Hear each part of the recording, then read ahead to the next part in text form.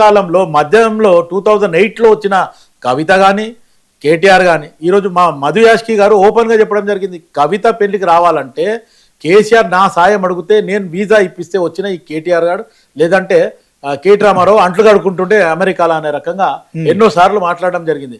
కనీసం నీ వయసు ఎంత, నువ్వెంత, నీ అనుభవం ఎంత, నీ తండ్రి లేకపోతే ఈ రోజు నువ్వు ఏదైతే మేనేజ్మెంట్ కోటాలో వచ్చినా కూడా అని చెప్పి మా రేవంత్ రెడ్డి గారు ఎన్నో సార్లు నేను తిట్టడం జరిగింది. నీకు అధికారం పోయి 2 సంవత్సరాలు అవుతున్నా ఇంకా నేనే అధికారంలో ఉన్నా, నా అయ్యా జాగీర్ ఉన్నా అనే రకంగా ఈ కేటీఆర్ గారు మాట్లాడడం ఎంత మటుకు సభకు బచ్చగాని నువ్వు బచ్చగాని లాగా ఉండు. నువ్వు ఒక మొత్తానికి నువ్వు ఏడా ఒక మేనేజ్మెంట్ కోటాలో వచ్చాను నువ్వు కానీ నీ చెల్లె కానీ అవసరం అనుకుంటే హరీష్ రావు కూడా రాజశేఖర రెడ్డి గారి పీరియడ్ లా ఆయన ఒక ఎమ్మెల్యే కాదు, లేకపోతే అంతకుముందు ఇంకేమైనా పదవులు అనుభవించిన కాదు.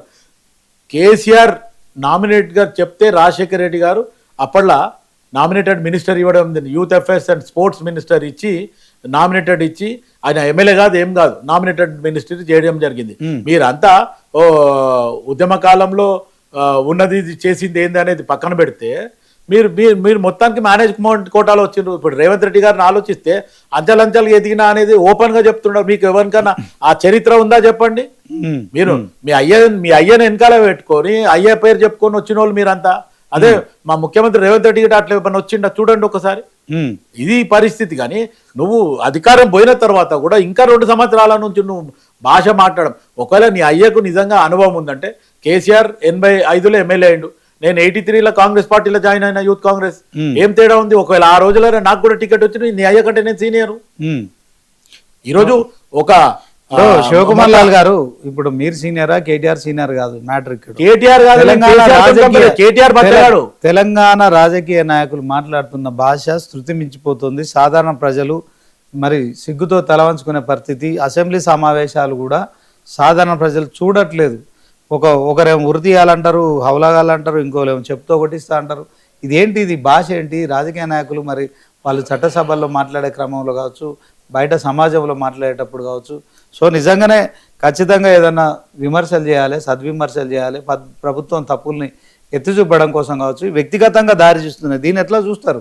రేవంత్ రెడ్డి గారు కూడా ఒకసారేమో కేసీఆర్ అసెంబ్లీకి రావాలంటారు, తర్వాత అసెంబ్లీకి వచ్చిన తర్వాత సాధారణంగా రిసీవ్ చేసుకున్నట్టు దగ్గరికి వెళ్ళడం, షేక్ హ్యాండ్ ఇవ్వడము, తర్వాత ఆయనతో మరి ఆరోగ్యం ఎట్లుంది అది ఇది కనుక్కోవడం, మళ్ళీ తెల్లారే అక్కడ ప్రజాభవన్లో జరుగుతున్న ఏదైతే మీటింగ్లో మరి విమర్శలు చేయడం తీవ్ర స్థాయిలో.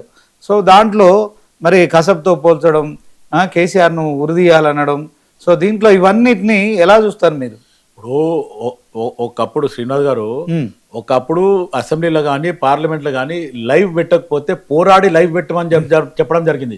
కానీ ఇప్పుడు జరిగే అసెంబ్లీలో కానీ లేకపోతే మండలిలో కానీ ఇలా తిట్ల పురాణం చూస్తే మొత్తానికి లైవ్ కట్ చేయండి అనే రోజులు వస్తాయి అనేది నా ఆలోచన. ఇంకోటి ఏమంటే ఉందాగా మాట్లాడడం నేర్చుకోండి, ఉందాగా ఉండండి తప్ప మొత్తానికి ఈ రోజు టీఆర్ఎస్ బీఆర్ఎస్ వాళ్ళు డైరెక్ట్ గా రేవంత్ రెడ్డిని టార్గెట్ చేసి మాట్లాడుతుండ్రు. కాబట్టి ముఖ్యమంత్రి ఓపెన్ గా ఉండాలి, ఉందాగా ఉండాలి. చాలా సార్లు ఓపిక పట్టిండు. ఈ 2 సంవత్సరాల నుండి ఇంతకుముందు జరిగిన అసెంబ్లీలంతా కూడా ఓపెన్ గా చాలా ఉందాగా మాట్లాడిండు. మనం గతంలో ఉమ్మడి ఆంధ్రప్రదేశ్ ఉన్నప్పుడు ఎంతైతే ఇది భాష విషయంలో అందరు కూడా సమయం పాటించాలా, దీనికి ఒప్పుకుంటారు కదా. 100% సీఎం అయినా కాంగ్రెస్ నాయకులైనా బీఆర్ఎస్ నాయకులైనా కానీ 100% గతంలో మేము యూత్ గా ఉన్నప్పుడు గతంలో రేవంత్ రెడ్డి మాట్లాడడం కూడా తప్పని ఒప్పుకుంటారా మీరు? అరే నేనేమంటున్నా, రూల్ అనేది అందరికి శ్రీనివాస్ గారు ఇటు కాంగ్రెస్ పార్టీకి రూల్ ఉండదు, మిగతా పార్టీలకు రూల్ అనేది కాదు. కాకపోతే నేను ఇక్కడ చెప్పేది ఏంటంటే కేటీఆర్ అనే బచ్చగాడు మాట్లాడే భాష రెచ్చగొట్టి మాట్లాడుతుండే రేవంత్ రెడ్డి గారిని మా కేసీఆర్ గారి కాలు దుమ్ముతో సమానం. అంటే కేటీఆర్ ఎవడు అననికే, ఇటు కేసీఆర్ ఏంది నీ తోలు తీస్తాను ఒక్కరోజు మాట్లాడి పారిపోయిన కేసీఆర్ కాలు చెప్పు దుమ్ముతో సమానం. మరి కాలు చెప్పు దుమ్ముతో సమానం అంటే పనికి దుమ్ముతో కూడా సమానం కాదన్న. మళ్ళీ నువ్వే విజయారాయ్ గారు మ్యూట్ లో ఉన్నారు చూడండి. సార్ నమస్తే. నమస్తే సార్, చెప్పండి సార్. డాక్టర్ గారికి ఎందుకంటే ఇప్పుడు వాళ్ళ రేవంత్ రెడ్డి గారు తిడతాడు ఇప్పుడు